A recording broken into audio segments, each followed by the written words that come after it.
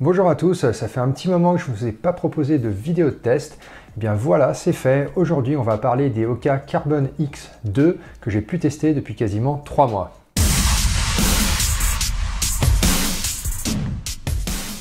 La Hoka Carbon X2 est la nouvelle version de la Hoka Carbon X et elle est disponible à un prix de 180 € sur le site Hoka, mais vous pouvez également la trouver aux alentours de 150 € en fonction des offres et des promos sur internet. Avant que je vous donne mon avis en fin de vidéo après avoir parcouru environ 250 km avec, on va rapidement parler des caractéristiques de la chaussure ainsi que du pour et du contre selon moi.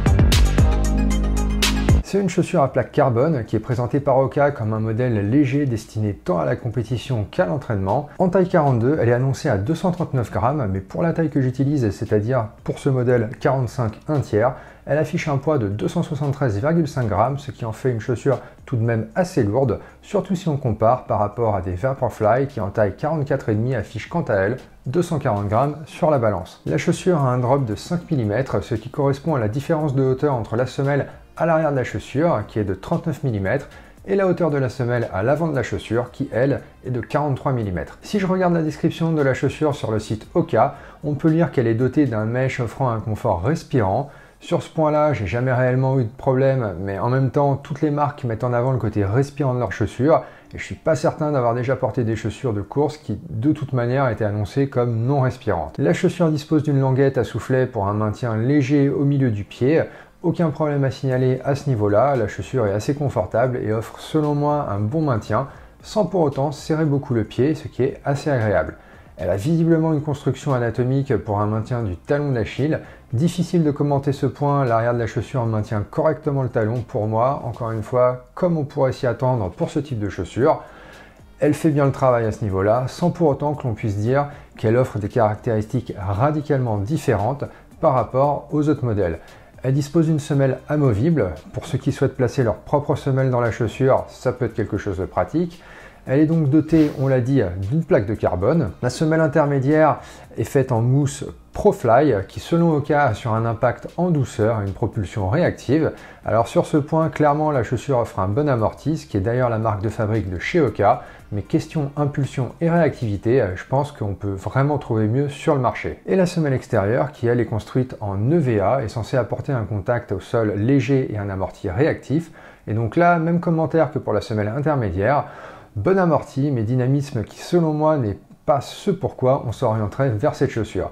Mais là encore, il faut remettre ça dans le contexte et je pense que le côté réactivité est en réalité à comparer aux autres modèles de la marque où en effet on a un gain de réactivité par rapport à des Clifton 8 ou alors des Rincon 3. Niveau stabilité, c'est un modèle qui se veut neutre et qui ne propose pas de renfort spécifique. Et niveau taille, je pense que pour ceux qui ont un pied relativement large, la chaussure devrait également leur convenir car on a pas mal de place à l'avant de la chaussure. En termes de distance, je pense que l'on vise ici essentiellement des distances assez longues, du type semi-marathon ou marathon. Après, naturellement, rien ne vous empêche de les utiliser pour des distances beaucoup plus courtes. Pour ma part, je les ai utilisés pour des entraînements allant entre 6 et 28 km et jusqu'à présent, je n'ai rencontré aucun problème pour les distances courtes ou alors les distances longues. Et enfin, en termes de surface, c'est clairement une chaussure qui est destinée à la course sur route. Je ne vous recommande pas de les utiliser sur des chemins, c'est ce que j'avais fait à Lanzarote, mais clairement, j'ai rapidement pu voir que la chaussure n'était pas faite pour ça. Alors le premier point positif pour moi est le confort de la chaussure. Dès la première utilisation, j'ai trouvé l'ensemble très confortable, sans aucun point de frottement particulier.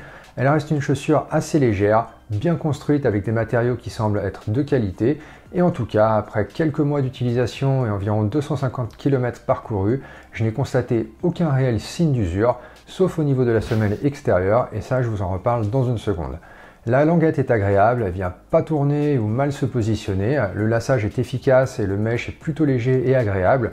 L'ouverture de la chaussure est bien faite, elle offre un bon maintien devant, sur les côtés et au niveau du talon, donc vraiment rien à dire à ce niveau-là. Le deuxième point positif pour moi est la présence d'une plaque de carbone. Jusque-là, j'ai depuis à peu près 1 an et demi utilisé des Zoomfly 3 à l'entraînement qui étaient mes premières chaussures d'entraînement avec plaque de carbone et qui me permettait de retrouver un peu les sensations que j'ai en course avec les Alphafly ou les Vaporfly. Et comme les Zoomfly 3 ne sont maintenant plus produites, j'ai cherché une chaussure qui offrait quelque chose de similaire en termes de confort et de réactivité. Alors clairement, ce sont des chaussures différentes et elles offrent un ressenti très différent, mais la présence d'une plaque de carbone fait qu'elles se différencient des chaussures qui, elles, n'en ont pas, notamment lorsque l'on souhaite mettre un petit peu de rythme pour certains entraînements ou alors certains intervalles. Le troisième et dernier point positif selon moi est l'amorti. Donc la chaussure offre un amorti agréable qui au passage ne donne pas du tout la sensation de flottement que l'on peut avoir sur des Alphafly par exemple, et donc elle conviendra aussi selon moi lors de sorties longues en endurance fondamentale et offrira, comme je vous le disais, une bonne réactivité si vous voulez caler quelques intervalles durant vos sorties longues.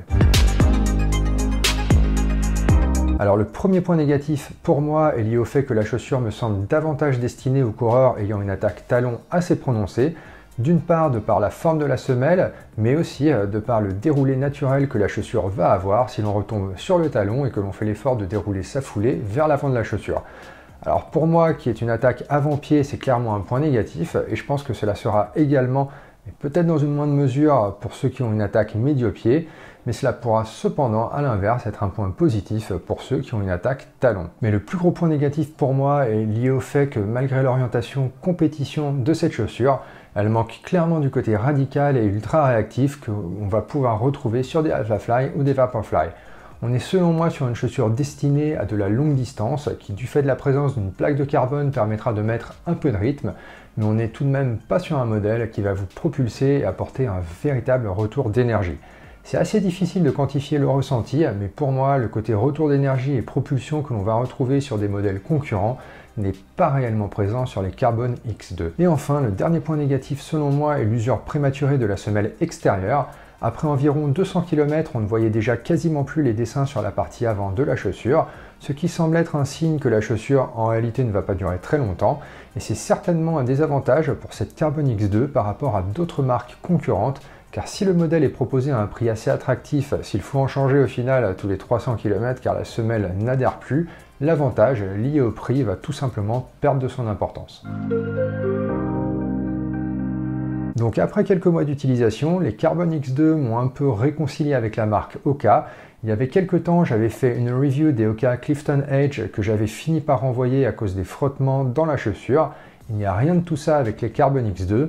Pour moi, c'est une chaussure qui est proposée à un bon prix, d'autant plus si vous profitez d'une promotion qui est confortable, agréable à l'usage, y compris et surtout d'ailleurs durant vos sorties longues, et elle dispose d'une plaque de carbone qui permet de l'utiliser dans plusieurs types d'entraînement, y compris pour des sessions avec un peu d'intensité.